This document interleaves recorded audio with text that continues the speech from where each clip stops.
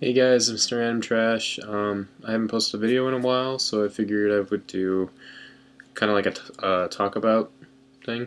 Um, Sorry for not posting videos. I've just been out of the game for a while. I've been playing a lot more like fighting games, like MVC3, Street Fighter 4 AE, all sorts of different things. But yeah, uh, I've been playing a lot of those games. So I've been out of the game a lot. Just kind of got back into it. My friend Levi Legend, you guys probably know him. I'll probably put his annotation somewhere on over here, maybe. So probably over there. Yeah, I was talking to him. He was telling me that the game's kind of changed a lot since I've been out of it. I mean, I just got out of it like towards the beginning of this format, but so far, from what I've heard from it, it's actually seems like a pretty interesting format to play in. Um, it says it's a lot more skillful than it used to be, which is something I'm actually very interested in. And I read a couple feature matches and stuff of the latest jumps and everything, and it seems a lot better than what it used to be for sure. But there is still like kind of a couple things that like I don't know. I just feel certain decks shouldn't play a certain way, or certain plays shouldn't be made to an extent just because of other cards that are being made in like every top deck. Um, as far as what he's telling me, I totally agree with him. The main three decks in the game right now are plants, agents, and I would say Dark World, but as far as I can tell from the showing at Ohio, it really didn't seem that awe-inspiring to me. So I'm not going to say Dark World, I'm actually going to say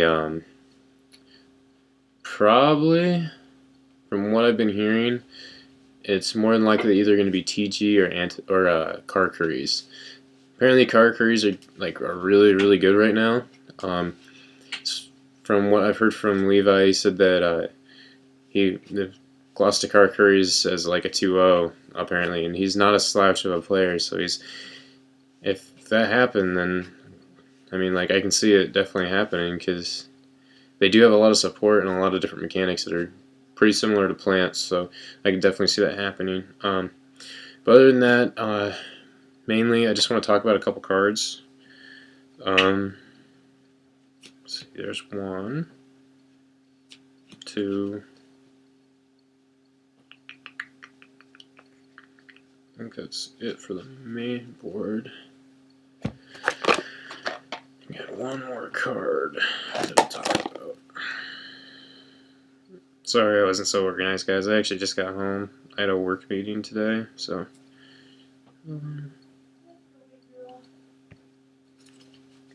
Sorry, my computer goes to sleep sometimes. So, alright, so like the main three cards I wanted to talk about.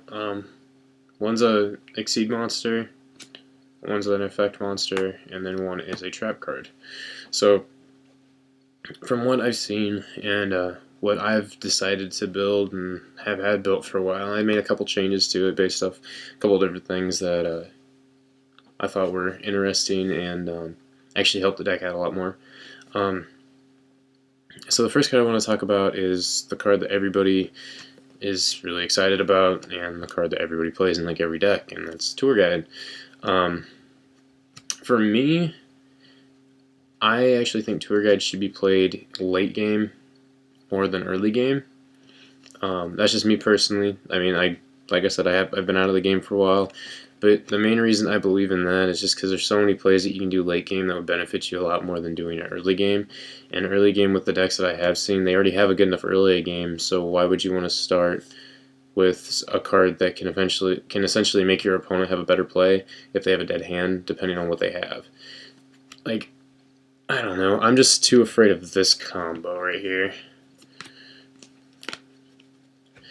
This combo is really powerful and very devastating to me. I really don't want that to happen to me.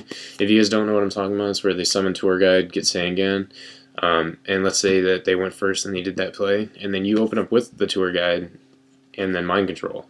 Like, I mean, it seems like a really standard play, but it's actually extremely devastating when you think about it and go through the motions. So like you'd summon your Tour Guide, get your Sangan, and instead of just like ramming the Tour Guides or attacking over something, you'd Mind Control their Sangan over to your side.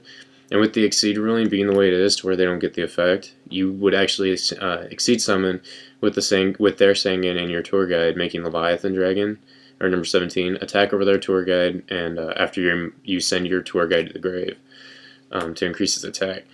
The reason that's so devastating is because not only does it keep their Sangan on your monster, so no matter what to get their Sangan back, first off, they have to get rid of the Leviathan Dragon, which is going to waste cards, along with having to deal with the Sangan that you already have on your board, and now they don't get the effect of that monster.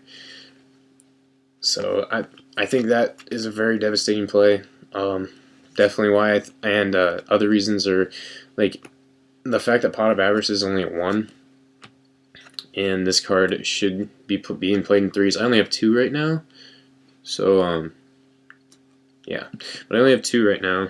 But as far as I can tell, I really think this card should be played a little bit either mid or like later game.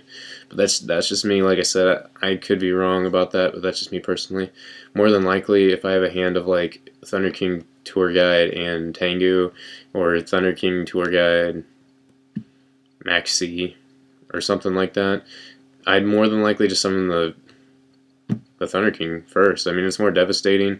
A lot of people I've seen will just summon the Tour Guide and put Sangan on the board, but then you're just asking for a Thunder King to either hit you or a mind control or something dumb like that. Like, I mean, it's really, really good if you absolutely have to get the search off, but I just don't see the point in just summoning it randomly, just being like, oh, I have a Sangan now.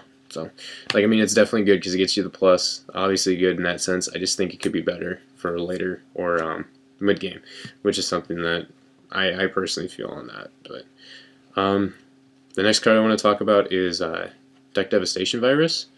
I think this card is really, really underrated right now. I believe this card is probably the most underdog trap card of the format because of the fact that it devastates almost every deck in the game. And not only that, it's so easy to fit in almost any deck in the game right now. It's almost like a pseudo crush card in a way. So it definitely can make or break the game for you. So it's a very, very powerful card. I'll post my deck list soon about the deck that I'm running. Has a lot of different things from like back at the beginning of the format. I was more worried about Dark World than anything, so it's gonna have a little bit of other things. And I actually don't have a lot of the cards that I would be playing it right now because a friend of mine's borrowing them. But I do run this main board. The reason I run it main board is because it's very good against mirror match. If you get this off, you will more likely win against mirror match. So, especially with all the maxis and everything that disrupt mirror match so hardcore. And yes, I am playing plants. If you guys didn't kind of get that. But yeah, definitely an underrated card, and I do main this, and I think it's probably one of the most underrated but better cards of the format right now. Next card is Aviary Dragon. There's really no discussion here. This card's just broken. Like, should not have been made. It's just ridiculously broken as shit. Like, there's so many combos you can do with it. Any kind of situation. I mean, it opens up a different. I take that back. It should have been made for retrospect of. It opens up a lot of different decks in that sense, because different decks that run Gold Sark or anything that removes cards from play definitely nets decks like that an easier way to be able to deal with their opponent, I guess. So definitely a good card, and very, very, very broken. Very, very good plays with this card. So if we were allowed to, I'd run 4 of them. But I only run 1 because I think 4 would be bad. But yeah, that's it, guys. Like I said, I am playing plants.